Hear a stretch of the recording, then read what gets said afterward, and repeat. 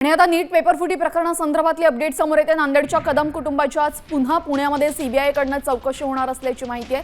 शनिवारी सीबीआयच्या पथकाने नांदेड शहरातील विद्युत नगर भागामध्ये धाड टाकून कदम कुटुंबाची 8 तास चौकशी केली होती। आता कदम कुटुंबाची पुन्हा चौकशी होणार आहे।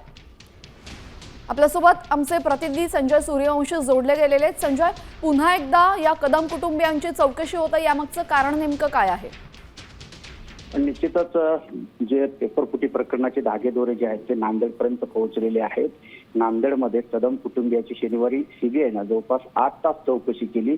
नांदेड शहरातील विद्युत नगर भागामध्ये कदम कुटुंबीय राहतात। त्यांच्याच कुटुंबातील एक विद्यार्थिनी आहे, तिच्यासाठी त्यांनी 5 लाखांमध्ये पेपर खरेदी केल्याचा त्यांच्यावर आरोप आहे, संशय आहे।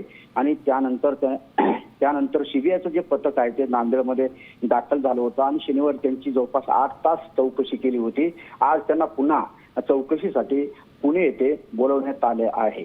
जी, धन्यवाद संजय, आपण दिलेल्या सविस्तर माहितीसाठी। आपण पाहतोय नांदेडच्या कदम कुटुंबाची पुन्हा सीबीआय चौकशी होणार आहे। गेल्या वेळेस 8 तास त्यांची चौकशी झाली होती, त्यानंतर आता पुन्हा पुण्यामध्ये त्यांना चौकशीसाठी बोलवण्यात आले।